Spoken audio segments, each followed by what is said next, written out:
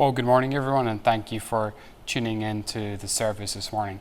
I don't know about you, but I know for me, I'm getting tired of the online format, and I am just longing for the time where we can be together again, face to face. But I hope and I pray that you're still able to engage and enjoy with the material that we're cranking out.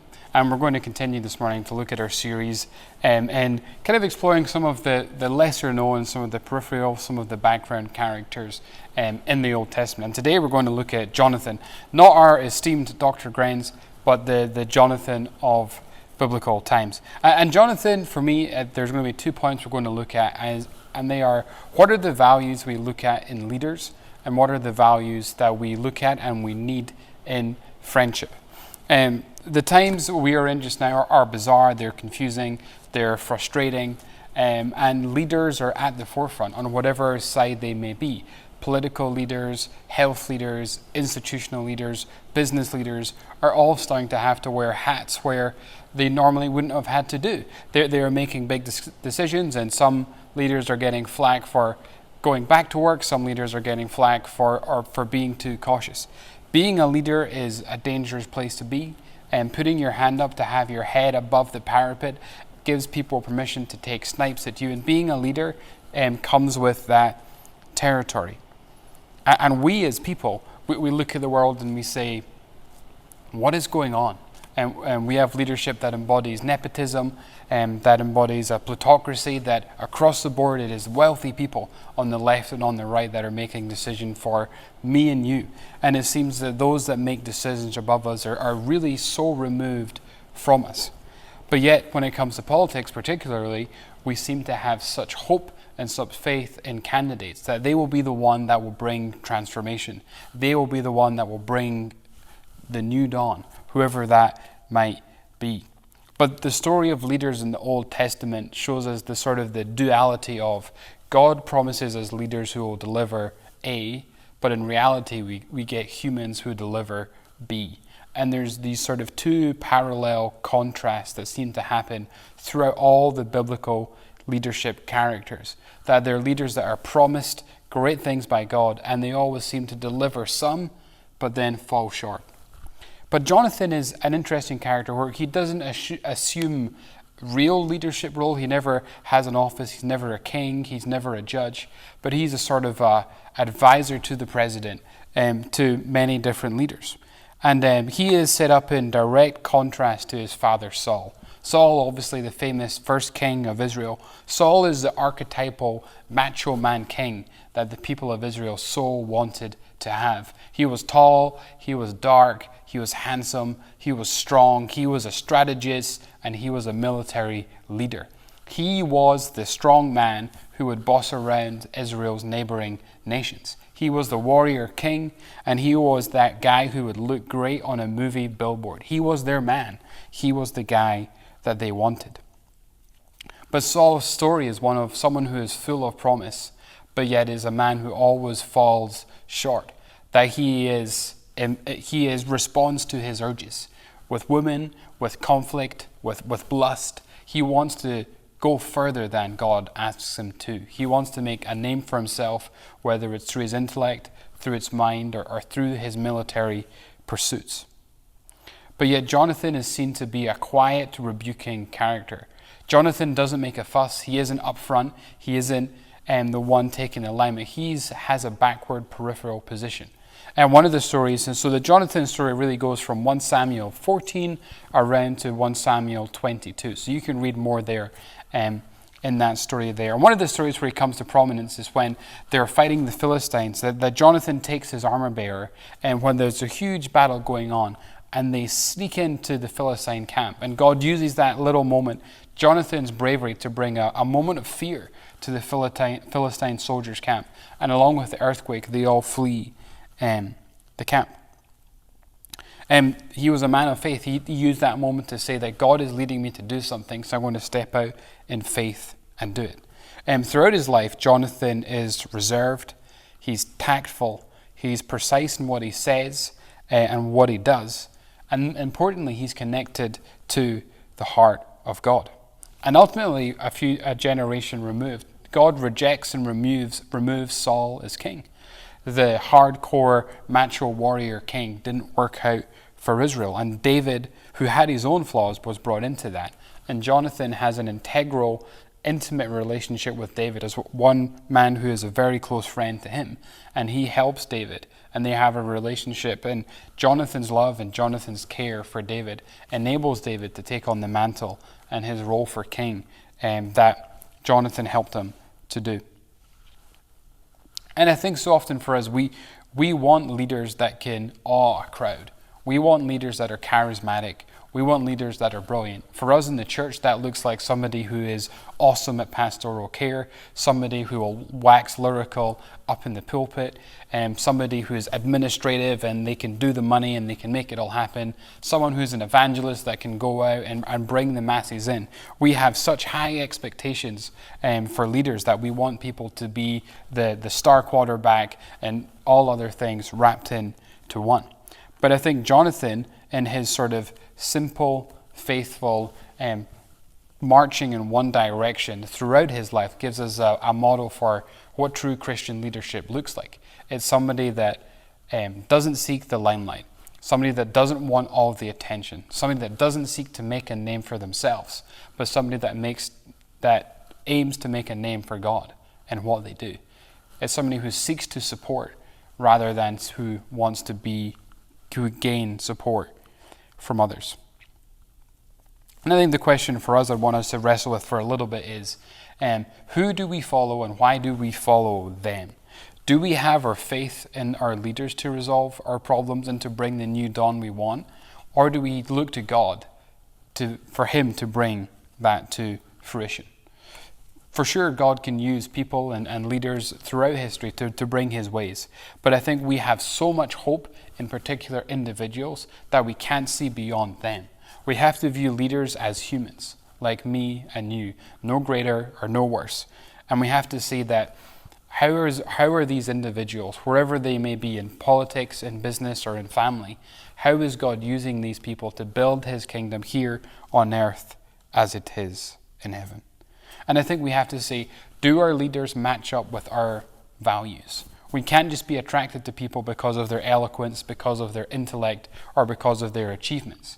We have to take a deeper look and say, what is the character beneath that veneer that we see in the public world? And what drives that person to be involved in the public sphere? Are they in it for service, or are they in it for their own good and to fulfill their own desire to need to be seen by others? So Jonathan is somebody that is a contrast to the egotistical, the sort of narcissistic leader that we see in Saul, the man that wants the spotlight. And Jonathan is this gentle, rebuking spirit that's seen alongside him as a picture of faithful leadership and someone who follows God's heart. And the second point I want to talk about is the need for us to have faithful friends in our life. I was going through a bit of a difficult period in my life, probably 4 years or so now, and I went back home to Scotland, and really I was conflicted about my life there, my life here, and I felt kind of caught in between the two places. I didn't feel at home fully in Scotland anymore, and I couldn't really see how my life in America would work out. So I felt trapped in between two places. And so I texted a friend of mine here, and I was like, man, that was kind of a really weird trip back home. And it was good to see everybody, but feeling homesick. Now I have to come back, but also, I'm not quite sure what this coming back to life looks like. So I was down, I was a little flat, a little depressed, and sad to see farewell to Scotland again for a year or so. And so I flew back in. I was at PBI airport waiting for my friend to come and pick me up, and he was running late as usual. And I'm just kind of checking my phone, texting him like, do you love me? Do you remember? Are you still coming to get me? And just no replies. And out of the corner of my eye, I hear just honking on a horn and screaming. And I see a Honda Odyssey coming flying around the corner. And there's 6 or 7 people hanging out of the windows with Indian headdress on, just screaming, Jordan, Jordan, Jordan. And I looked around me, and everybody that was waiting to get picked up looked at me and was like, you can't be Jordan, like, what is this? And the car comes up, hits the brakes, and everyone jumps out and just gives me a big hug. Back in the time when we could hug each other. And I never felt in a moment where I felt more embraced and more loved and more cared for. Because I was lost and I was lonely and I needed that physical showing of love and support of like, Jordan, you as a person matter. And I think especially in church circles and Christian circles, we can be so deferential and wanting to serve other people that we neglect and we don't say like, what does the friendship give to me? What do I need in a friendship? We often view Christian friendships as how can we serve others? What does so-and-so need? Can I drop them off dinner? Can I call in and check on them? That we give. But we need to say we need something out of friendships too. And I think Jonathan shows the archetype of what are the type of friends that we need. And we often choose, I think the high school picture is a great analogy for who are the sort of friends that we want to have in our lives. Do we want to be at the jock popular table because that's the popular table? Do we want those sort of people in our lives? Or do we want friends who will be faithful, who will walk alongside us and who we can really rely on when the times are hard, and we need people like that in our lives?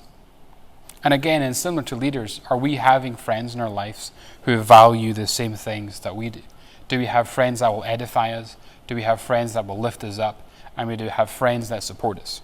Or, like Saul, do we have friends who will only seek to kind of gain things from us? Do they want to be in our circle so they can level up a little?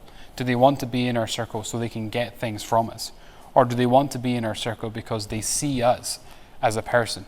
And they see us as a human and they say, I want to be a friend with you. And I think one of the things that is risky about this business of friendship is the risk of really being seen and really being known. And vulnerability has to come into play here. And we might think that if people really got to know me, they wouldn't want to be my friend. If people really saw the sort of person I was underneath the surface, they would want to get further away, not closer. But I think that is a lie. And it's a thing that we all struggle with. We all think if people saw us that they wouldn't really want to get to know us. But that is the myth we have to dispel. So many friend groups are the veneer sort of Instagram perfect friend group where none of the ugly stuff is seen. And we don't want to be an Instagram only church. We don't want to post those perfect pictures of friend groups hanging out. We want to have real life, authentic relationships with one another. And I know that some of you that are watching are sick, and you know that this family around you is supporting you, is caring for you, and is loving you. We want that to be the norm. We want everybody in this church to be able to have people that they can rely on, people that will affirm them, people that will love them, and people that will simply just say, you are welcome here, and we want you here, and your presence in the pew here matters. But it is a risky thing, being vulnerable and letting ourselves open to being known. But it requires God's grace and His presence to really transform that space, to make us people that love each other well, and through our friendships model what it means for us to live the life of Jesus here. John 17 tells us that the world will know that you are my disciples from the way that you love one another. Friendships aren't about gaining from each other. It's about loving one another and truly loving one another. And the Bible also tells us that there is no greater love than a man who would lay down his life for his friends. And that is what we see in Jesus, who laid down his life for every single one of us in order that we could experience the fullness of his presence and the fullness of God in our life today. So we see the quiet longevity and the quiet faithfulness of Jonathan's life as somebody who embodies leadership and who embodies what it means for a friend, what it means for someone to be a faithful, loving friend. And thank you for your friendship. And I pray that in this week ahead that you will find somebody in your life that you can reach out to virtually and just to check in with and say, how are you really doing? How is this all affecting you? And how can I be a better friend for you? And if you're somebody who is feeling lonely, please reach out to any of the staff here that we are here for you and we want to connect.